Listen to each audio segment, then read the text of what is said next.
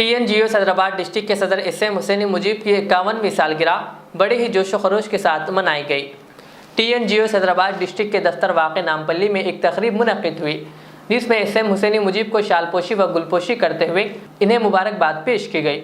इस मौके पर TNGO सेंट्रल यूनियन के सदर M Rajendra, secretary Pratap, TNGO सदराबाद डिस्ट्रिक्ट के सेक्रेटरी विक्रम, KR राजकुमार और खालिद खान के अलावा मुजीब व अफराद ख़ानदान भी मौजूद थे।